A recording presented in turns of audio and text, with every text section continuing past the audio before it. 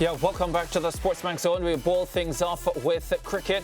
Australia are in a commanding position at stumps on day one of the second test against India in Adelaide.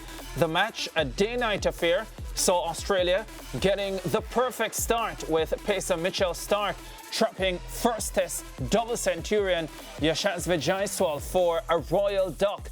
India steadied the ship after that early dismissal, with KL Rahul and Shubman Gill sharing in a 69-run second wicket partnership before Starc started the Indians again. The visitors eventually losing their remaining 9 wickets for a paltry 107 runs. Starc was the pick of the bowlers with career best figures of 6 for 48, and he got support from Pat Cummins, the captain, and Scott Boland, who both took 2 wickets. Australia in reply only lost 1 wicket before the close of play, reaching 86 to trail by 94 with Nathan McSweeney unbeaten on 38 and Marnus Labuschagne on 20. Scores in the test so far: India 180, Australia 86 for 1. Now, speaking immediately after bagging his 15th test 5-wicket haul, Starc credited swing for Australia's routing of India. I mean, I think the pink ball sort of, I think you, as a bowler, you're in the game the whole time because it sort of goes through weird patches where all of a sudden it won't do much and then it decides to start doing little things again. I thought we probably used the swing quite well. It's still in half decent condition, so day one you sort of expect that with a little bit of extra grass on the wicket. I don't know if I haven't looked at the forecast if it dries the wicket out later on in the test, but yeah, I think apart from being a little wide in the first hour, I thought overall we're very good. Yeah, Mitchell Starc. All right, Starc's 6 for 48 is his best ever figures and 4th 5-wicket haul in day-night tests, the most by any bowler. In fact, Starc is the leading bowler in day-night tests with 72 scalps. The next best is 43 by his teammate, the off-spinner Nathan Lyon. All right, cricket analyst Fazir Mohammed has been following the action, and he joins us now. Faz, Starc contrast or not? Well, you've said it, whether the pun was intended or not, stark contrast in that sense. But really, he revels in that environment, but also, and I don't think you can take it away from him, when he's on song and he's getting that late swing at that pace, it really is only a matter of time before he gets a bag full of wickets. Yeah, and, you know, looking at the Australian performance here on day number 1, was there anything different that you saw from them, even in terms of the intensity? Not really, Ricardo. And I think, again, because this is our role in the media, the reaction to their massive defeat in the first test match, you know, you had headlines like pathetic because they lost at Perth and so on, and everyone was going on. People were talking about, even the commentators came in for some flack for talking about a potential rift in the camp because of what Josh Hazlewood said when he was asked about looking ahead to the final day and so on. So again, it was built up as almost some catastrophe. But Australia are better than that. They obviously they're a team accustomed to winning, and you really wouldn't have expected them to panic. So therefore, when you look at it, they effectively made, 1 change forced by injury. India made 3 changes because of more experienced personnel coming in. So really, it was a situation that maybe we in the media were hoping for this great capitulation to reinforce the build-up to it. But the story was always going to be different. Yeah, and you know, speaking about this story being different, I want to start from the opening aspect of the story, Faz, and that would have been the toss, right?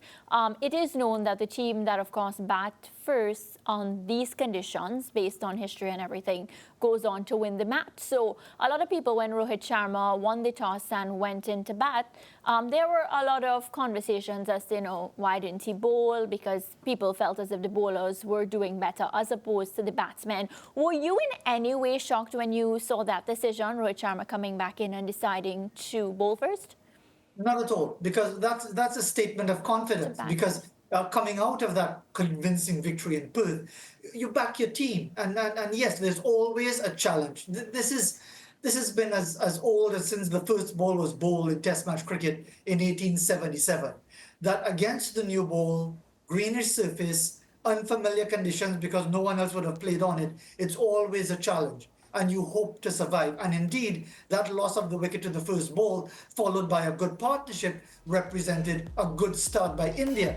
The challenge, of course, was that Starc and the rest of the Australian bowlers really took advantage of the conditions and capitalized on it. But I wouldn't say by any stretch of the imagination that it was a poor decision by Rohit Sharma. It's easy to say that with the benefit of hindsight. But again, it's only day one. In Australia, 86 for 1. An hour into day 2, it could be 97 for 4. Again, you never know. Yeah, and that correction there to bat first, of course. And, Rohit Sharma continues to be under scrutiny, Faz, when it comes to his home form, because the numbers show that in the past 11 innings at home, he's only picked up 150, and he's a man of class. He's done it before. His experience speaks volumes. But again, when you go through a rough patch like this, people can't help but point fingers at you. And then the discussion starts, is it time for you to step down? People start asking, because 11 is a period of time to be going through such a rough period when it comes to the bat.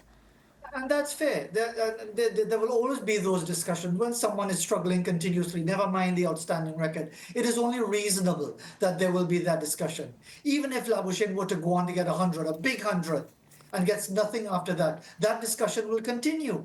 This is the nature of competitive sport. Once you have a situation where someone is not meeting the standards that they did consistently over a period of time, questions will be asked, and inevitably it will be asked, well, okay, who are the alternatives? What are the options? Is it about shuffling around the batting order and so many other things? But for the moment, he's responded, and we'll have to wait and see if he can continue with that into the second day.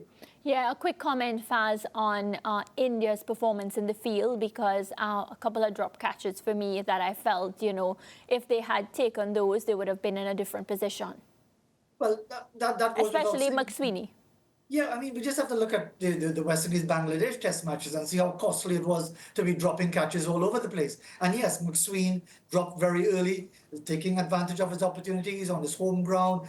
Probably going to be a very good crowd, an even better crowd on the second afternoon, because again, it's day-night. That was a real mix-up that you could understand the keeper going for it. And that's one of those challenging things, because as a keeper, you're told that if you know you can get it, go for it. Don't be indecisive, because that creates even further chaos. But he couldn't get it, and therefore that put off Rohit Sharma at first slip. And then some errors in the field, another half chances put down. You're taking on Australia, who've been stung by that massive defeat, have been stung by what has been said about them, and you know they're going to come back hard. But by no stretch of the imagination can we say automatically India are on the back foot for the rest of this test match, because, as I said, there's a long, long way to go. Yeah, and the Indian team has enough quality to fight back in this test match, Faz, for sure. What would you have to say about the bowling group for Australia and how satisfied they would have been with their performance on day one? Because they were missing through injury their most outstanding pacer in the first test, Josh Hazlewood. So must have been really satisfying for them to be without him and get these results as a bowling group. Absolutely, because you've got the option of Scott Boland. And we'll recall how outstanding he was in the Ashes series in Australia 3 years ago. He was much less so in the Ashes series in England last year. But again, if you've got someone of that caliber who could come into the team and strike almost immediately, there you see with the breakthrough and getting the important wicket of the Indian captain, what more can you ask? Because you've got the quality of Mitchell Starc, who's on song. You've got Josh Hazlewood. You've got Pat Cummins, who's still one of the best fast bowlers in the world. And you've got the support of Nathan Lyon. You've got Mitchell Marsh. So you've got quite a number of options. So yes, it's satisfying, yes. But for Australia, I'm sure they won't be making a lot of it, because, again, because they have this arrogance about them, this belief, even if how badly it went in the first test match, they will back themselves to deliver at the next point of asking, and they've done so. Yeah, and what is it about the Aussie game, Faz, that would make them win all 7 day-night tests that they have played at Adelaide?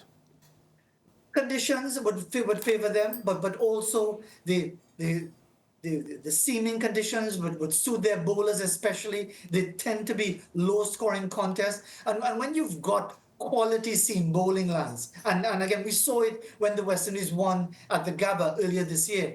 it's always felt to be the most vulnerable time for batting. That period when the sun is just about setting, and that twilight period. We remember in the very early days of day-night one-day cricket, it was always felt that would be a dangerous time, facing the white ball with the changing of the light and so on. It's the same. And then you've got these experienced seam bowlers who can move it about through the air, off the seam, always hostile, always aggressive, always at the opposition, and they're playing at home. And Adelaide, the ground has been developed magnificently. It has that Coliseum-type atmosphere. It's considered one of the most beautiful grounds in Australia. And now with it been built up primarily for Aussie rules football, because they fill it up all the time in the Australian winter for Aussie rules. For Test match cricket, it's such a special occasion. And the size of the crowd, it really brings out the best in the Australians, especially their bowlers. Yeah, without a doubt, fans. Well, thank you so much. So much more cricket to be played in this series, so much more cricket to be played in this match. And as we said so many times throughout the first test, and we have said since that, what happens in match one is really no indication of what will happen in match two. And what happens on day one isn't always an indication of what will happen on day two and going forward. You could go as far as saying what happens in session one might not be an indication of what will happen in session two, but we'll see what happens on day two of this second test. To use your phrase, it could be a case of stark differences. All right, take care, Faz. Yeah, there you have it. Lance and Mariah, this is another thrilling series. I've enjoyed every single Australia-India series that I've watched in the last 5 or 6 years, and I expect this one to be not very different. And the way it's gone so far is bearing that out. And once again, the Indians will, I think, at the end of day number one, say to themselves, well, we weren't as clinical as we could have been in the field. We created chances. The Aussies are 94 behind. We've gotten them out cheaply a couple of times already in this series. Let's regroup. Let's come again. I do wonder, though, if the change in leadership, even though Rohit Sharma is the regular captain, and also the changes with a few more senior players coming back in the setup, would have impacted the Indians any at all. I suspect it shouldn't, but sometimes you just never know. Yeah, I would hope it doesn't, Ricardo, because you speak about experience, right? But what I've noticed with this India side is a lot of the experienced players have been going through a rough patch when it comes to form. And I'm speaking about the big names, right? There's no way you think of Virat Kohli and you'd expect him to be performing as badly as he has been. As I said to Faz just now, the 11 home innings for Rohit Sharma, only 150 in all of those 11 innings. So you think experience, and it sounds like a great word to use, which is because it's what they are. But right now, the youngsters in this Indian side, I have a bit more faith in them when it comes to actually performing. So experience to me right now, where India is concerned, counts for zero.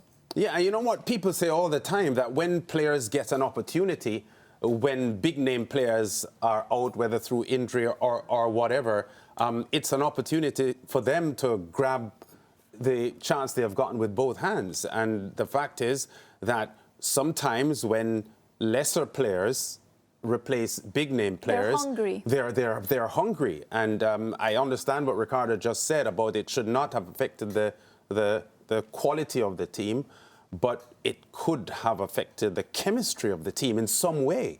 So, you know, that is something that we've got to consider. But I still think there's a lot of cricket left to be played in this test match. I agree with Faz that don't think that because Australia's start to the response in the first innings has been solid, it doesn't have to continue that way. Bumrah has his magic to work. He did it in the first one. Maybe he can continue with it. Yeah, well, let's see what will happen. Set your alarms, get some early Friday evening rest. What time is it? And be up for 11 o'clock Jamaica time. That's 12 midnight Eastern Caribbean time. And watch it all live on your home of champions, SportsMax. Let's take a break. We'll be back with more.